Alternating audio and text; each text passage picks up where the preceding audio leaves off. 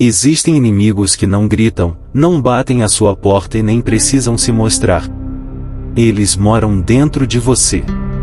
Alguns queimam como fogo, fazem o coração bater mais rápido e as palavras saírem afiadas como flechas.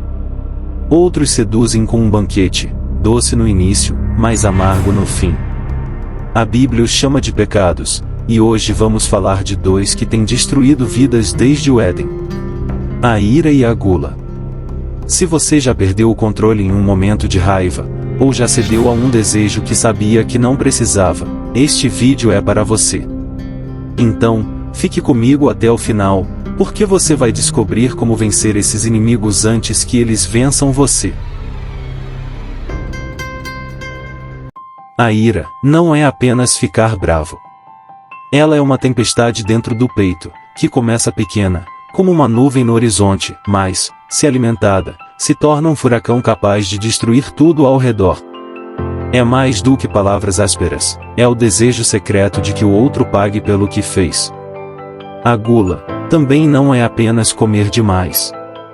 É quando a comida, o prazer da mesa, ou qualquer excesso que satisfaça o corpo, começa a mandar no coração. É quando eu quero gritar mais alto do que o eu preciso. Esses dois pecados têm algo em comum: prometem satisfação, mas entregam escravidão. E o pior é que, na nossa cultura, eles são celebrados. A raiva é chamada de autenticidade. O excesso é chamado de vida boa. Mas a Bíblia nos lembra: aquilo que o mundo aplaude, muitas vezes é o que corrói a alma. E eu quero que você pense nisso. Quantas decisões erradas nasceram de um momento de raiva? Quantos sonhos morreram porque alguém não conseguiu dizer não a um desejo? Agora, respire fundo, porque vamos entrar em histórias reais da Palavra de Deus, que mostram até onde a ira e a gula podem levar um ser humano. Vamos começar com dois irmãos, Caim e Abel. Ambos levaram ofertas a Deus. Abel ofereceu o melhor que tinha, as primícias do seu rebanho, gordas e perfeitas. Caim trouxe apenas o que sobrava da sua colheita. Deus olhou com favor para Abel e para sua oferta, mas não para Caim. E aí, algo se acendeu dentro dele. Não era apenas tristeza. Era o veneno silencioso da ira. Ele não conseguia mais enxergar o irmão como irmão, via apenas um rival. E Deus, em sua misericórdia, ainda o alertou. O pecado está à porta, pronto para atacá-lo. Mas você deve dominá-lo. Mas Caim não dominou. Chamou Abel para o campo, e ali, longe dos olhos de todos, a ira fez o que sempre faz quando não é contida: destruiu uma vida. O primeiro assassinato da história não nasceu de uma espada, mas de um coração que não venceu a raiva. Pense nisso. Quantos relacionamentos hoje estão sendo mortos, não com armas, mas com palavras afiadas, olhares frios e silêncios calculados? A ira é como fogo, começa pequena, aquecendo, mas, se não for contida, consome tudo ao redor. E quando a poeira baixa, o que sobra são cinzas, cinzas de relacionamentos, de oportunidades e até da própria paz. A primeira consequência é o rompimento de relacionamentos. Um momento de raiva pode destruir o que anos de confiança construíram. Amizades, casamentos, famílias inteiras se quebram por palavras ditas no calor do momento, sobrando apenas arrependimento e decepção. A segunda, são decisões impensadas com resultados permanentes. A ira não pede licença para a razão. Ela empurra você para agir agora, e se arrepender depois. Quantas vidas já foram marcadas para sempre por um impulso que durou apenas segundos? E a terceira, o afastamento da presença de Deus. Porque um coração dominado pela raiva se torna surdo à voz do Espírito.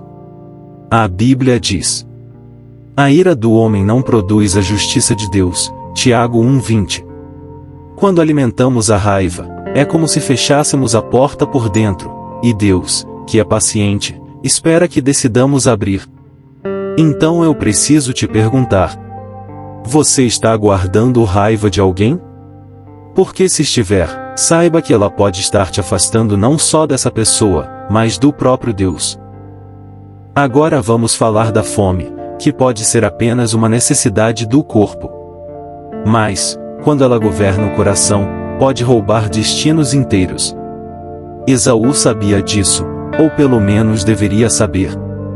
Era o primogênito, o herdeiro da bênção que passava de geração em geração. Um dia, voltou do campo exausto, com o estômago gritando. Seu irmão, Jacó, estava cozinhando um ensopado de lentilhas. Nada de especial, exceto que, para Esaú, naquele momento, parecia o banquete de um rei. Jacó fez uma proposta: vende-me o teu direito de primogenitura e te dou a comida. Esaú não pensou duas vezes, nem o preço que iria ficar. Disse apenas: estou morrendo de fome. De que me serve a primogenitura? E assim, por um prato comum, trocou um tesouro eterno. Pense nisso. Quantas vezes, por um desejo momentâneo, deixamos escapar algo que Deus preparou para toda uma vida? A gula não é só sobre comida, é sobre trocar o eterno pelo imediato, e depois descobrir que o gosto passou, mas o arrependimento ficou. A gula se apresenta como um prazer inofensivo, mas é um ladrão silencioso. Primeiro, ela cobra da sua saúde física, cansaço, doenças, limitações. Depois, atinge algo ainda mais valioso, a sua saúde espiritual. Porque, quando o estômago é o Senhor, o coração deixa de obedecer ao verdadeiro Senhor. A segunda consequência é a perda do domínio próprio. A Bíblia diz que quem não controla a si mesmo é como uma cidade sem muros, Provérbios 25:28. Qualquer tentação, por menor que seja, encontra um portão escancarado para entrar. E a terceira, é trocar bênçãos eternas por prazeres momentâneos. O sabor de hoje pode custar a herança de amanhã. E quando o prato está vazio, o arrependimento costuma ser mais amargo que qualquer alimento. Para vencer a ira, é preciso buscar paz interior antes de buscar respostas. Ore antes de reagir. Conte até 10, se for preciso, mas conte na presença de Deus. E acima de tudo, perdoe. Perdoar não é dizer que o outro está certo, mas libertar o seu coração para que a raiva não seja o seu carcereiro. Para vencer a gula, aprenda a se contentar com o necessário. Agradeça pelo que tem, antes de desejar mais. E redescubra o valor do jejum, não como dieta, mas como disciplina espiritual, lembrando ao corpo que quem manda é o espírito.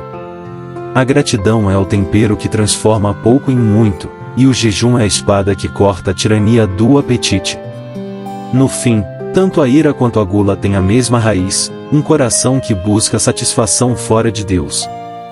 E só existe um caminho seguro: deixar que Ele seja o único que sacia e acalma a nossa alma. A ira é o fogo que consome o próximo.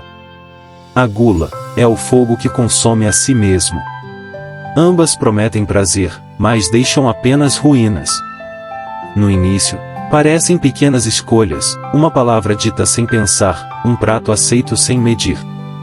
Mas, com o tempo, constroem prisões invisíveis.